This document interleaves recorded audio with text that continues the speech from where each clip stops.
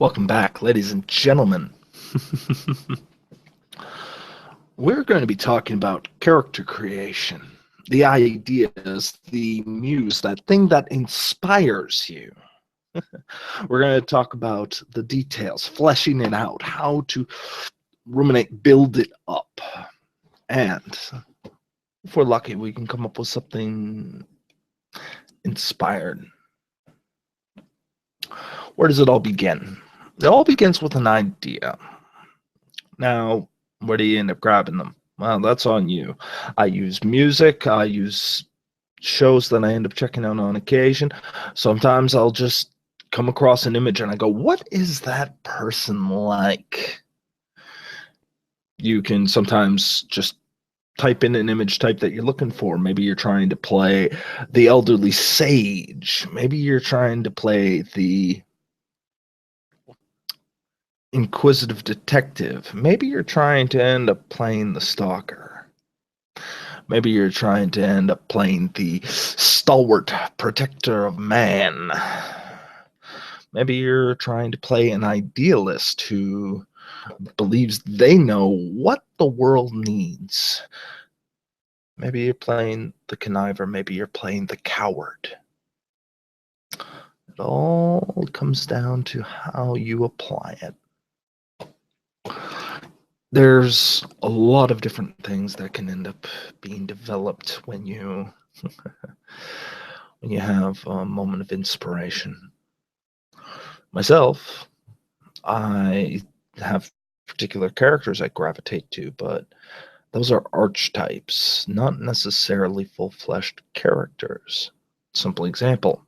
When you oftentimes end up asking a person about their character in Dungeons and Dragons, I might end up saying, I play a clerical necromancer.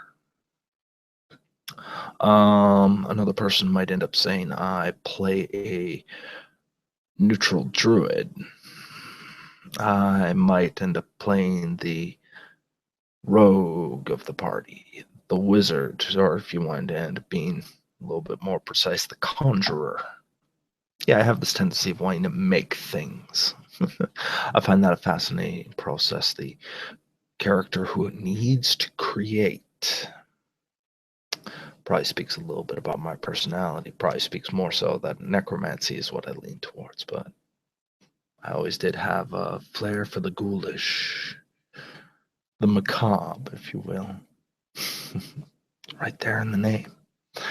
But let's consider for a moment. Let's consider a character that you might create. Who might you create? I believe the character was called Yuno Gasai. The anime she ends up coming from is called Future Diary. I find her to be a very fascinating character. I will admit I enjoy that dangerous point because let's be honest here, especially if you're in your typical Dungeons and Dragons game, you're out to pretty much murder 3/4 of the world's population of living and unliving beings because they pose a threat to what the villagers at the side because they're far more important because humanoids stick together. That's what they do. So if it's not a humanoid or a humanoid that's just not getting on track, well, it needs to be eradicated. No, that's not how it is. You play a lawful good character, don't you? Yeah, well, explain to me why it is that a human's right to live is so much more important than the 300 some odd goblins, orcs, kobolds, whatever you currently have bleeding on the edge of your sword right now.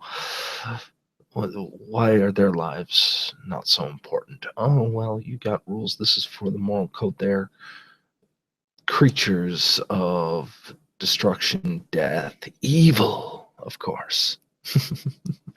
So trite, so sanctimonious. That could be fun. Maybe playing that to its extreme. Always fun to end up playing that hero that's a little bit out there. But going back to it, With characters like Yuno Gasai, for those of you who have not seen the film, I'm going to just lay it out. I love her as a character because she is obsessed. She seems to be almost everything. She can be bubbly and cute until you set her off. Then she's just as likely to beat you to death with a fire extinguisher. And she'll go completely blank face about it sometimes, just, almost seems like a robot mode, a cold sociopath. Other times, well, you could be too close to Senpai. Yeah, those of you playing Yandere Simulator, that was my first real experience into breaking into the Yandere archetype. Classic, really. Well, let's think about that. So what do I want to play in that? What's interesting? The killer? Not necessarily. The obsession, though. Oh yeah, to be any ST worth their salt, any GM who sits behind the screen could easily find ways to end up using that as a plot hook to get the character's motivation in, to build them up. Now, there's an interesting point. Who are you attached to? This needs to be fleshed out. Who are you? What are you attached to? Oh, so maybe I'm playing that creepy kid in the back of the class. You know the one. The one who looks at the pretty girl. Blonde hair, blue eyes, so perfect. Man, well, there's an interesting part. What if you got somebody from a neo-Nazi background, right? He looks at her and maybe he's disgusted with himself. He's disgusted with himself because, he wasn't born with the appropriate features. Yeah. Oh, well, now all of a sudden we got something darker, a little bit of a darker turn, don't we?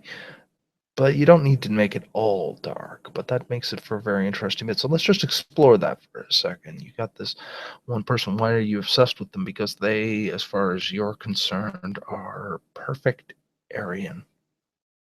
If only that she'd see it, but you want to make sure that she knows how special she is. But if it wasn't for one kid in the class who keeps getting her attention, she won't notice you. No, not with him in the way. So, maybe. And that right there is a perfect example. You end up getting in the headspace, you end up finding a little tick, licking the lips and the edge of the teeth, eyes darting a little bit, looking to the side. Your head doesn't turn, your eyes turn. Oh, yeah. Is more often than not. The average bit is people look and their head turns, but yours doesn't. Maybe you're just turning your head. Something's not right in those motions. That's a way to portray that character as not right. It's a visual tick you can use. Maybe, just maybe, you can find a few tidbits that can build up this character a little bit more. So let's consider this. Okay, maybe a neo-Nazi family upbringing. Well, that's not exactly seen well in polite society, so he's got to keep that on the down low. But what about his father? What about his, maybe it's his stepfather or stepmother, maybe. Maybe he wasn't raised with that in his family at all. Maybe he views them as disgusted in that regard. He needs to keep away from them. That's an interesting point. How did Yuno deal with that? Well, Yuno was an abused child. She was treated horribly, which I won't end up getting into discussion here. But what if? What if you end up taking that motivation to get out of the family, to pursue your own path, to pursue your own interests? After all, she's right there on the other end of the class, right? Think about how this character thinks. What are they? Just put yourself in that moment and then think about what the objective is and what are they thinking? Why do they think like that? Well, Obsession can be scary.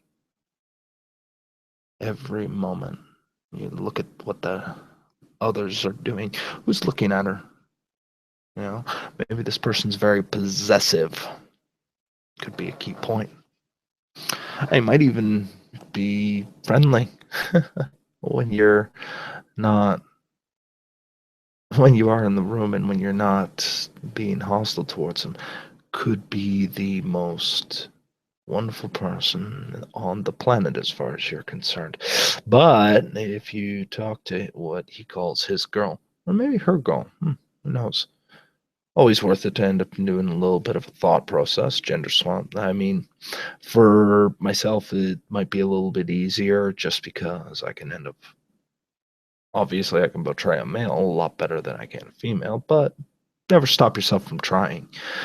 Could be very interesting to end up finding someone like that, you know, and the rejection.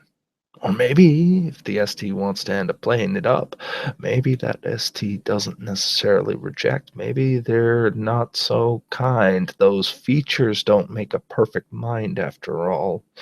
Not that you care because they have all the right features. They proportion just right as far as you're concerned. That is perfection illustrated at the front of the class. Smart, beautiful, maybe manipulative. Could be fun. You can end up having some great points in that. Let's flip that around. Take it outside of modern day. Put it into Dungeons and Dragons, maybe. Hmm. Well, who are you? You were the guard. You were the one who guarded the little princess for most of your years. You became very obsessive over it because, after all, the king trusted you to protect her. And maybe it's the case of no one gets that close. Doesn't even need to be a princess, could be a young prince, doesn't matter. The point is not a matter of the stalking angle, it's a matter of obsession. Absolute obsession, unwavering devotion. All time and thought pressed into making sure that the world around your obsession is just perfect. You need to end up doing that. That ruminates. So what did they do? Maybe they're just outside. Maybe they're just sitting in a car, or maybe they're just outside the door, hand on sword for any signs of suspicion. Maybe you insisted that the windows be barred. Is, after all, you got to end up respecting some of her privacy, but you can't allow anybody to come in or for them to escape. Can't let that happen. You never end up letting that happen because that would mean they're out of your sight. They're not protected. You serve them, after all. And that's just the thing. You got to find ways to twist that. You know, if you're going to be the protagonist, because if you're playing, you are the protagonist. You're not a good person, but you are a protagonist. But you need to end up making it so that your view always ends up saying, twisting in a positive light. That's part of playing these kinds of characters. They are deranged. They see this in a positive light. They need to make sure they do not look at themselves and say, I am a horrible person. Or even if they do, they'll end up going, I am a horrible person, but look at what I've done. Look at my great works and tremble. There is a moment in the dark where you can sit and ruminate on these characters, much like the one we've just gone over. We'll do one more. What about who would be a fun adventurer? Something unlikely. The beggar. The beggar prince. What a wonderful archetype. Sitting in the dark.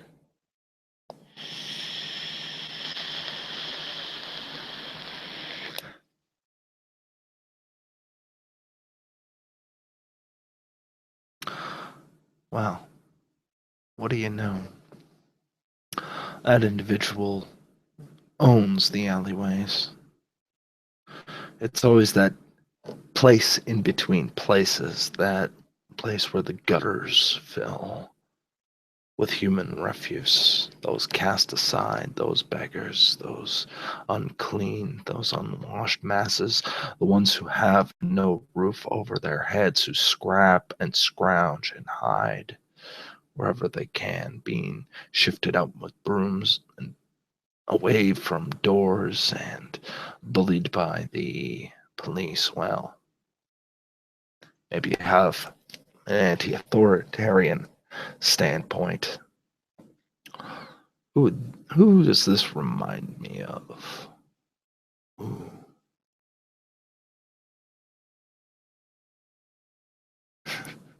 The Spider, Game of Thrones. Perfect example. He used children as an information network. It's the ones who are never seen, but hear everything. Is they're always in the place that nobody gives a rat's ass about. No one considers them, especially in proper society. Of course, you'll pay them goodwill, lip service, and what have you. But the reality is when you end up walking by that homeless individual every time you end up going to the bar, he asks for a single copper. Well, that's taking a drink out of your hand, isn't it? You know what he's going to do. But he's not going to be honest about it. He's going to end up saying that it's his family. That's what everybody else thinks. You, on the other hand, look at him and go, what is it that you really want? A roof over your head, food in your belly. I'll provide that and more. You have children to feed. I'll help you feed them. All I need you to do is listen. Beg outside. Your dignity has been taken, but not your wits. And I treasure your wits far more than your dignity, as should you. One of them's going to save you. The other one's, well, it's let you hear. That kind of individual speaks to everyone. Tries to build up those around him, those less fortunate, and use them. Not always for nefarious needs either, or nefarious means. He just realizes that they need a leader just as strong. You might have taken your time with a blade, cut a few purses' throats in your time. Poor. You've climbed up, though. You've learned that a silver tongue will get you far further than a silver dagger. And you end up looking at the world, and you look at the poor, and you see the rich get richer, the poor get, well, they can't get much more poorer because the only thing they have is rags, if that. But those in such desperate need are easy to tempt, easy to bring to your side. Because they know that any amount of honor doesn't really get you anywhere except an empty belly and the wish for nothing more than a bed and a roof. They squabble amongst each other for the smallest remains because the city guard doesn't end up going after them. Yeah, you need to end up thinking about things in this character's perspective. How do they work? How do they see the world? Start describing the world to yourself. You notice how the personalities change, how you speak. Now, last little tidbit. You got the character, you got the mentality, that mask that you wear, as Anders so politely put it to me.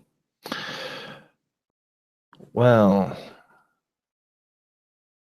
what's left? Mannerisms. Those things that let you act out and build a charismatic individual or that creepy, lowly individual. Oh, I'll say now, it's just a matter of changing a voice, the robustness of your words, and end up here speaking with conviction. Or maybe just that drop of poison. Or maybe we end up having this bit of a shopkeeper. Who knows?